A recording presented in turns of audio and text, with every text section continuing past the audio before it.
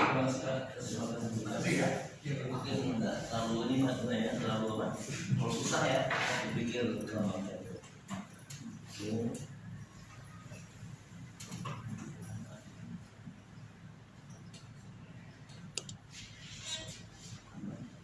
Kita mulai. Assalamualaikum warahmatullahi wabarakatuh. Jadi nanti yang akan ya kita bersharing aja Mbak ya. Mungkin berkaitan dengan namanya Pak merancang sebuah produk ya. Mungkin buatan ini kan dari penerbangan ya Mas ya. Penerbangan artinya apa?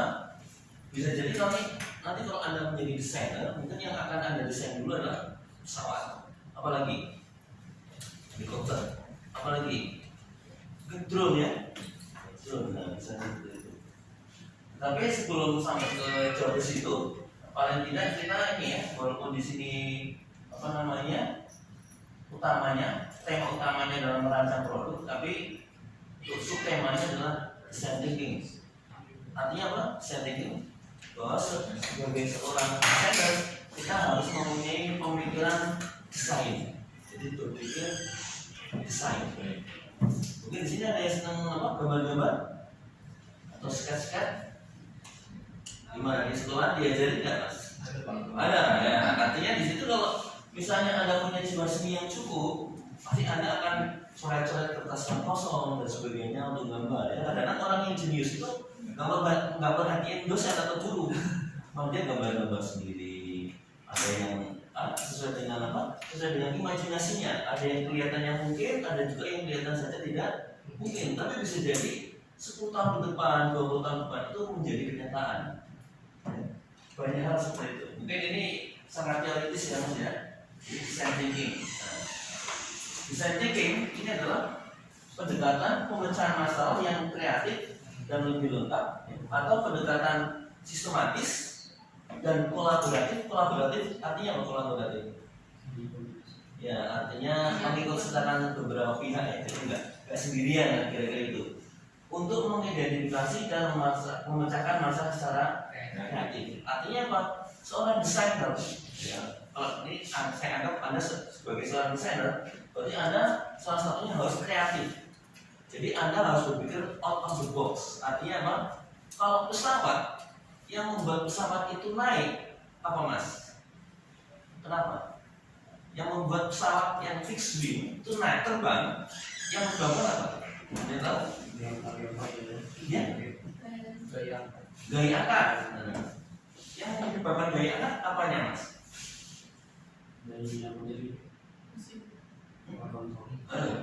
Yang menyebabkan daya angkat apakah sayapnya, apakah mesinnya? Ya, artinya bentuk pesawat, bentuk sayapnya itu yang mendukung dia ada daya angkat. Untuk mesinnya fungsinya sebagai apa? Nah, sebagai pendorong. Jadi pesawat didorong karena sayapnya mempunyai daya angkat sehingga kamu pesawat ini jadi ikut naik ya, kira-kira seperti itu. Berbeda halnya dengan helikopter. Yang menyebabkan helikopter naik apa kira-kira? Baling-balingnya ya. Ya, artinya baik pesawat maupun helikopter itu cara kerjanya atau fungsinya agak berbeda walaupun sama-sama terbang. Kira-kira baik pesawat sama helikopter kalau tidak ada udara, kira-kira bisa terbang nggak? Tidak. Nah, kenapa?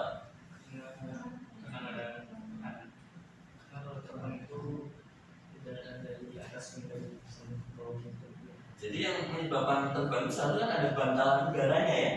Jadi kita kayak orang inilah, kayak orang renang itu kan bisa renang kenapa? Ya, karena ada airnya ya, air itu kan tekanannya cenderung ke atas, sehingga kalau orang gemuk sama orang kurus itu lebih gampang tenggelam mana sebetulnya? Nah, ya kurus ya karena dia tipis jadi, tapi kalau gemuk karena rongga udaranya banyak, dia bisa. Sama juga kalau misalnya ada laut, itu kan ada juga yang kandungan garamnya tinggi sama kandungan garamnya rendah. Mana orang yang nggak gampang tenggelam? Yang tinggi atau yang rendah? Yang tinggi. Nah, yang tinggi ya di laut mati kalau salah itu kandungan garamnya tinggi sehingga orang yang nggak pintar berenang pun nggak tenggelam, nggak masalah. Ya karena ngapung karena dia tinggi. Jadi design thinking itu bisa dikatakan sebagai seorang yang sedang mendekati masalah dan solusinya seperti seorang desainer. Ya, jadi awal mula menciptakan sesuatu pada awalnya adalah kita gambarkan dulu. Ya, contohnya misalnya kenapa mouse? Ya, Anda punya laptop, punya mouse. Kenapa mouse tetap bisa dijual? Padahal kalau kita perhatikan yang namanya laptop itu kan ada mouse-nya juga. Kira-kira lebih nyaman yang mana? Pakai mouse terpisah atau mouse yang ada di laptop? Nah, kenapa? Rasanya kenapa? Lebih luas Nyamanan, jadi lebih mudah menggerakkannya. Ya. Kira-kira bentuk tangan kita lebih nyaman pakai mouse yang terpisah ya. Sementara kalau Anda gunakan mouse yang ada di laptop, tangan Anda cenderung apa? Menggantung ya. Jadi kalau menggantung itu ada namanya beban statis. Sehingga lama-lama apa? Capek kan? Pegel ya. Pegel. Nah, sehingga kalau menggunakan laptop biasanya menghindari menggunakan mouse yang ada di laptop, dan biasanya lebih nyaman kalau menggunakan mouse. Mouse sendiri modelnya bisa macam-macam ya. Ada yang agak gede, ada juga yang agak kecil. Tergantung dari bentuk tangannya. Kalau tangan Anda gede, ya mungkin yang gede cukup. Tapi kalau yang kecil, ya yang kecil lah bisa jadi menggunakan mouse yang kecil. Tapi tentu saja bentuk mouse sendiri nggak akan jauh berbeda dengan yang seperti itu. Kalau mouse yang kotak gimana? Kira-kira enak nggak digunakan? Apa yang terjadi kalau mouse-nya yang kayak ini, kayak begini? Gimana? Enaknya gimana? Nggak nyaman ya. Kalau seperti ini kan kegedean ya. Kalau seperti remote, mungkin nyaman, cuma mungkin kalau bentuknya kurang nyaman juga. Sehingga bentuknya membentuk seperti ini, jadi enak ya. Jadi nggak gampang lepas, tapi juga kita mudah menggerakkan jari-jari yang digunakan untuk menekan tombol-tombol yang ada di situ ya, kira-kira seperti itu. Oke. Kapan kita menerapkan pemikiran desain ini? Kalau kita seperti halnya seorang desainer ya, kenapa kita harus mendesain atau harus punya pemikiran yang sifatnya desain? Jadi pemikiran desain ini sangat cocok digunakan untuk di pasar yang cepat berubah. Ya, sekarang kan kalau kita perhatikan gadget yang Anda gunakan itu kan teknologinya berubah ya dari waktu-waktu. Walaupun kalau kita lihat HP yang satu dengan yang lain bentuknya sama nggak? Nah, kalau zamannya Nokia, mas, dulu zamannya Nokia pernah pakai nggak mas? Pakai pak. Wah itu bentuknya kan beda-beda ya. Ada yang kayak game, ada apa yang kayak Enjet ya, Enjet, ada Nokia itu. Dulu peleader pasarnya adalah Nokia. Sekarang Samsung, Vivo, iPhone ya. Kalau Anda perhatikan HP sekarang bentuknya membosankan. Kenapa? Cuma kotak doang kan? Paling modifikasinya di mana kalau HP sekarang bentuknya? Yang membedakannya? Nah, paling-paling di kamera. Dan di kamera pun ya ada di bagian belakang. Nah, mungkin ada yang 2 kamera, ada yang 3 kamera. Nah, paling-paling bedanya di situ. Dan semakin besar HP-nya, kira-kira digunakannya semakin nyaman atau tidak? Tidak. Nah, coba kalau Anda punya HP 14 ini, mau nggak mas? 14 ini segini ya. Nah, ya. Makanya sekarang sudah mulai diciptakan HP dengan layar lebar, tapi yang bisa dilipat. Ya kalau perlu HP-nya itu sudah nempel di tangan kalau perlu ya. Ya kalau perlu ya, nanti ada chip yang ditanam di tangan, tinggal pencet nah keluar layarnya. Jadi pakai apa, hologram. Ya, teknologi hologram, cuma kayaknya belum sampai ke situ ya. Jadi sekarang masih menggunakan LED, di mana diharapkan karena mata kita mudah menangkap layar yang lebar. Nah ini berapa lebar? Nggak tahu berapa ini kira-kira mas? 6. Nah ini 6 ini itu diukur dari mananya mas? Ada yang tahu nggak? Ada yang tahu nggak? Kalau misalnya itu kan komputer itu kira-kira 19 in, itu diukur dari mana? Tingginya, lebarnya atau mananya? Ayo kita voting, mbak. Tingginya, lebarnya? Mas? Tinggi? Tinggi. Lebar. Tinggi. Lebar. Gak ada yang benar ya? Diagonalnya.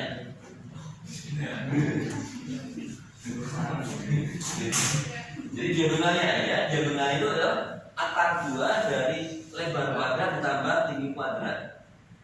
Diagonalnya. Jadi yang diagonal ya sama juga ya, kayak TV itu yang namanya 14 inch ya, diagonalnya. Panjang diagonalnya. Masih juga pertama sih. Maklum di penerbangan nggak tahu layar ya. Kalau orang elektronika nggak tahu kebangetan ya.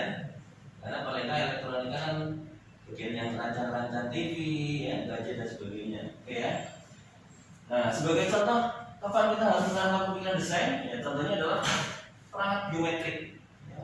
Perangkat biometrik itu juga sudah ditanamkan di HP Anda. Makanya ada fingerprintnya. Jadi kalau misalnya HP Anda hilang, nah, atau contoh ke tangan orang, ya bisa jadi orang tersebut tidak bisa membukanya. Ya paling-paling ya dijual, itu pun penandanya mungkin agak kesulitan, kecuali ahlinya bener ya. Kita nggak tahu, karena ada orang yang di sini ada yang hacker nggak hacker. Hacker akun temennya, ya bisa jadi gitu ya. Jadi perangkat biometrik ini ada beberapa macam, ada yang namanya fingerprint scanner, ya kan. Ada juga pakai retinal scanner. Artinya kalau retina kita itu sudah bisa dibedakan. Kenapa? Karena retina manusia yang satu dengan yang lainnya itu beda, sudah bisa diidentifikasikan. Sehingga kalau kan ada yang misalnya bisa masuk pintu itu harus pakai scan matanya. Cuma masalahnya dengan scan matanya itu akan menyebabkan kesehatan matanya berkurang atau tidak, itu jadi problem ya. Karena kalau terpapar banyak cahaya bisa jadi mata kita lebih. Yang berikutnya lagi adalah face recognition.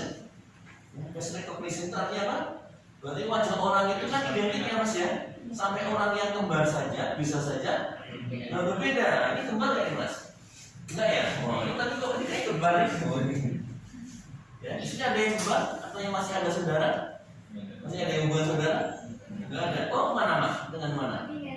Oh, tidak di sini ya. Jadi kalau Anda perhatikan saudara Anda atau kembaran Anda, coba perhatikan dari wajahnya mirip atau tidak. Ada kata mirip, kemiripannya berapa persen? Nah, ini yang bisa tahu kemiripan berapa persen bisa jadi tadi face recognition ini. Tapi tetap saja mau kembar ataupun tidak pasti ada perbedaan. Ini adalah salah satu yang bisa didesain karena memang yang namanya dengan cepatnya pengetahuan dan teknologi otomatis kebutuhan tiap orang bisa berbeda. Ya, sekarang orang lebih tergantung dengan HP daripada yang lain. Jadi kalau HP-nya ketinggalan, yang dicariin HP-nya pacarnya biarin ya. Ketinggalan nggak apa-apa, tinggal aja. Yang penting HP jangan ketinggalan. Kenapa? Karena bisa jadi rahasianya ada di situ semua. Semua orang punya rahasia mas ya. Iya.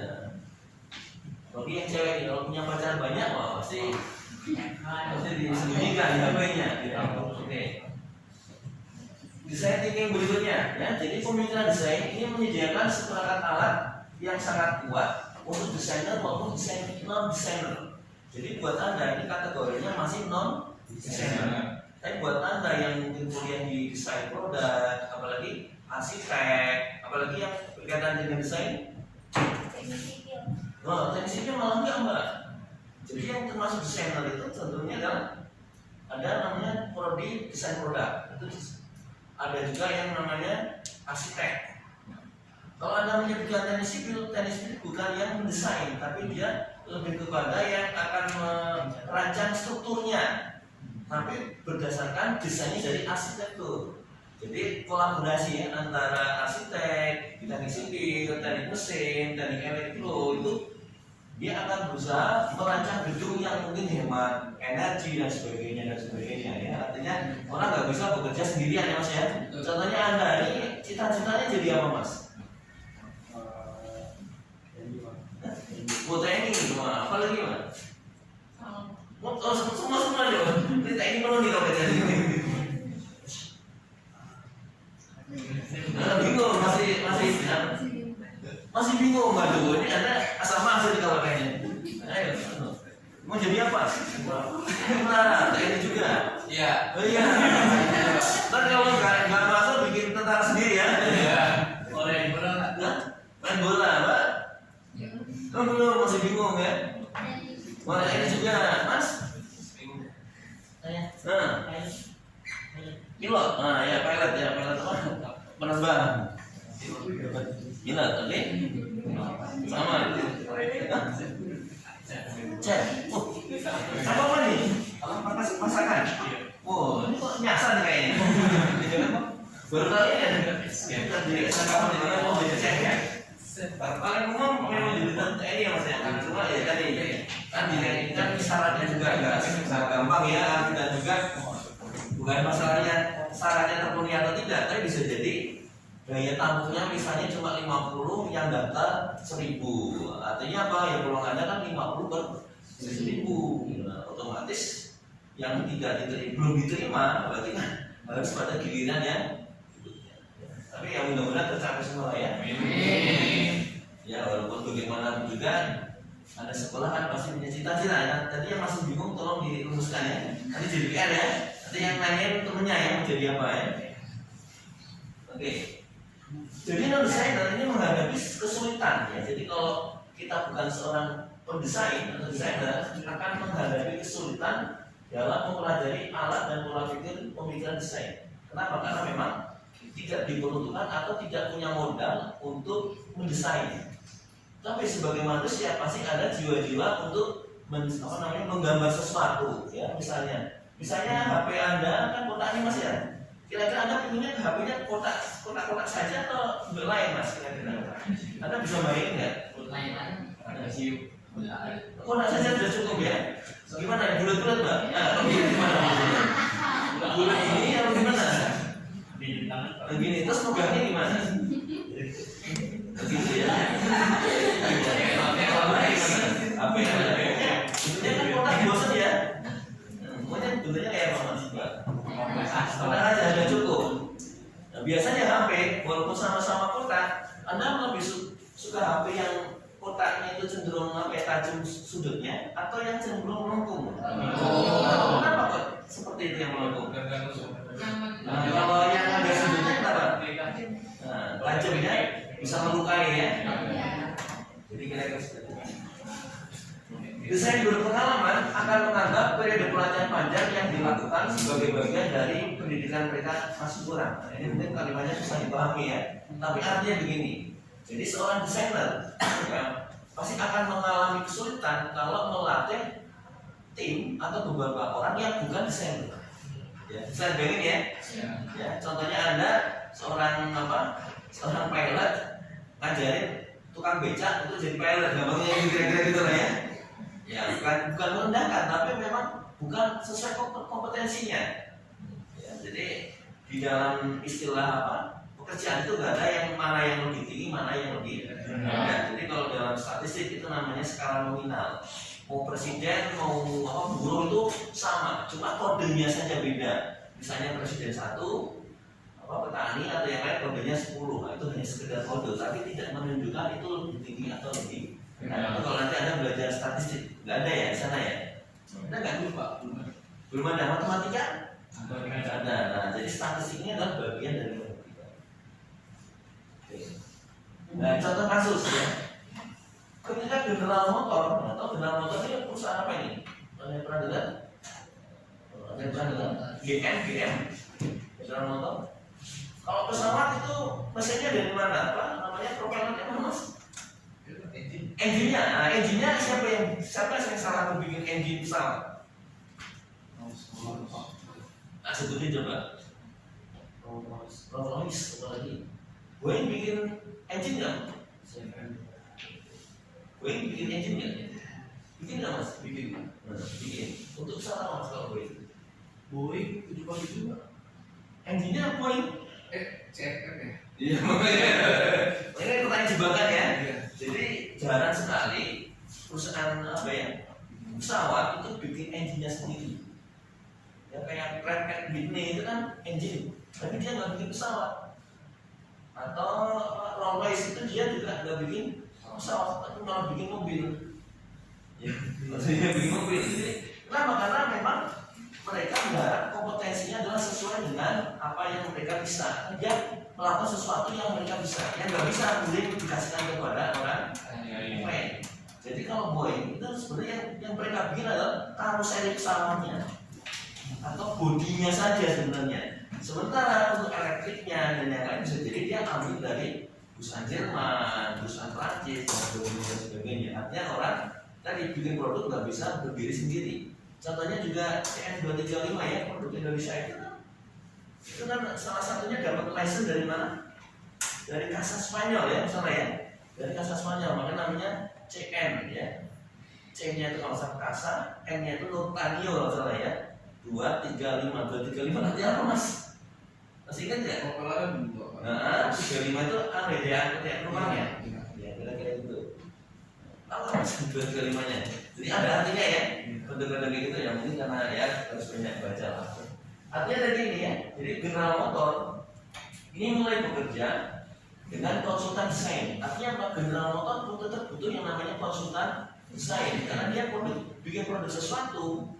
Kalau misalnya desain tidak menarik buat konsumen, sampai dikhawatirkan produk ini nggak laku. Dan itu terjadi di Indonesia.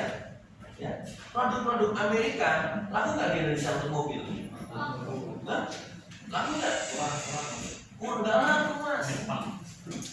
Di Indonesia itu yang paling dicari orang Indonesia adalah produk Jepang. Yang pertama mungkin Toyota, ada Daihatsu, ada Honda. Merek Jepang tuh nggak semuanya laku. Contohnya kayak apa namanya Mazda, Nissan itu masuk kurang laku, bukan nggak laku ya, kurang laku. Kenapa? Karena segmen terbesarnya tadi taman Toyota, Daihatsu, Honda, Suzuki udah empat itu besarnya itu. Sementara yang lain paling di bawah 10%. Apalagi yang Amerika ya.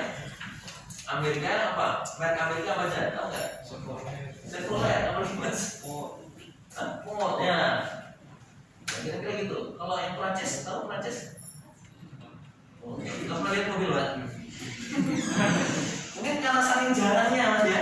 Jadi anda kalau di jalanan pasti lihatnya kalau nggak Toyota, Honda, ya paling itu lah. Indonesia nya nggak ada mas ya. Jadi Indonesia itu memang negara yang lumayan aneh ya. Artinya apa, kita memakai mobil, tapi di Jepang sendiri pemakai mobilnya nggak banyak. Jadi di Jepang itu pemakai mobilnya banyak kan di pedesaan. Kenapa? Karena mungkin transportasi massalnya belum banyak. Sama juga di Amerika. Di Amerika malah yang lebih parah, jarang ada yang namanya motor. Ketika ada motor, paling motornya apa? Harley ya. Karena Harley pakai Amerika juga. Ya, kira-kira seperti itu lah. Oke ya. Nah ini ada beberapa 3 strategi penting dalam melatih tim. Ini ya, non designer. Yang pertama adalah mendorong sifat model ganda. Jadi artinya ide dan proses. Artinya apa? Orang itu tidak bisa ditekankan hanya pakai ide, tapi juga harus dilatih prosesnya seperti apa. Karena namanya untuk menciptakan sesuatu, contohnya menggambar sesuatu, berulang-ulang nggak biasanya? Nah, berulang-ulang itulah menunjukkan proses yang harus dilakukan. Yang berikutnya adalah mengelola transisi pemikiran desain dari pola pemikiran utama. Kenapa? Jadi kalau bukan seorang desainer, biasanya cara berpikirnya agak berbeda dengan seorang desainer. Seorang desainer pasti akan memikirkan kira-kira potensial konsumen itu butuh desain yang seperti apa. Makanya kalau Anda perhatikan, ini kenapa kok namanya mouse? Padahal nggak ada mirip-miripnya ya. Ini mouse itu apa artinya? Tikus. Ini miripnya dengan tikus apa beda? Hah? Ya mungkin karena ada ekornya juga kali ya. Ya, dan bentuknya. Tapi intinya kalau dalam bahasa Indonesia baku disebut apa? Ada yang tahu? Bahasa Indonesia baku. Mouse itu disebut apa? Ada yang tahu nggak? Ada yang pernah baca KBBI ya? Kamus Besar Bahasa Indonesia. Kalau nggak salah itu namanya tetikus. Jadi mouse itu bahasa Indonesia tetikus. Jadi yang mengadopsi mouse-nya tadi ya, tetap ya artinya cuma biar membedakan dengan yang tikus yang beneran, namanya tetikus. Baru dengar ya? Nggak ya? Tahu mana ya? Apa namanya? Mantap nggak ya? Jangan apa-apa lah. Oke. Yang berikutnya adalah menyesuaikan alat di bawah perubahan keanggotaan. Artinya di sini bahwa apa? Pelatih ya, pelatih yang melatih non desainer ini kamu juga harus menyesuaikan ya, artinya kira-kira kebutuhan yang utama apa untuk yang non desainer agar bisa berpikir secara desain, kira-kira seperti itu. Nah sekarang kita tetap yang terakhir ya. Ada 3 bagian dari alat pemikiran desain yang biasa diberikan kepada tim sebagai bagian dari pelatihan.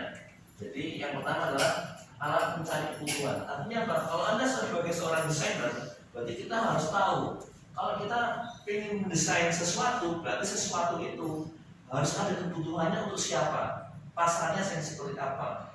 Contohnya misalnya kotak box ini, kenapa kok dibuat dari kertas? Kenapa kok nggak dibuat dari logam atau plastik? Kira-kira kenapa?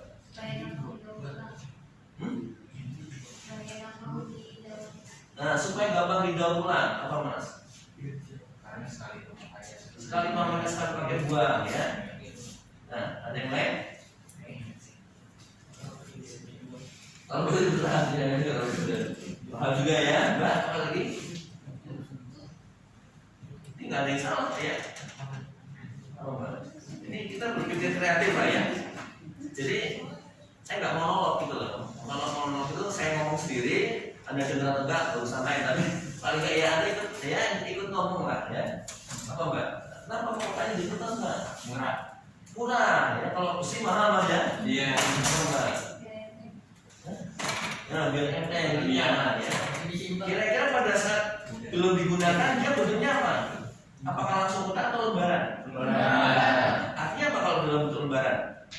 Mudah diangkat atau dikemas nggak? Ya, jadi artinya kalau bentuknya langsung kotakan gini, butuh space yang lebih besar. Makanya biasanya dalam bentuk lembaran, tapi sudah ada pola-polanya sehingga tinggal dibentuk. Ya itu. Kira-kira seperti itu. Dan juga adanya brainstorming, artinya apa? Bahwa untuk menciptakan sesuatu kita nggak bisa berpikir sendiri, kita juga butuh campur tangan atau pemikiran orang lain. Siapa tahu ide orang lain itu lebih baik daripada ide kita. Jadi sebagai seorang desainer juga harus terbuka, karena belum tentu kita berpikir seperti orang lain berpikir. Jadi orang lain berpikir lebih maju daripada kita. Makanya sini yang senang baca siapa? Nah, bacanya apa? Novel? Quran belajar novel apa lagi? Apa baca wajah orang ya kan? Baca di sana. Oke, dan yang terakhir adalah prototyping ya. Artinya apa? Kalau kita mendesain sesuatu, tentu saja sesuatu itu kalau bisa ya dibikin prototipenya. Jadi nggak cuma sekedar digambar. Ya contohnya dulu sering ada masalah. Contohnya gini, kalau logo ya, kalau logo sebuah institusi, misalnya gambarnya Monas, ya, Monas ya, Jakarta Monas ya Mas ya. Kira-kira bisa nggak dibikin 3 dimensi? Bisa. Hah? Bisa. Bisa. Kalau ada logo Gutama itu bisa nggak dibikin 3 dimensi? Bisa. Bisa ya. Kalau kayak unsurnya itu bisa nggak? Bisa. Bisa.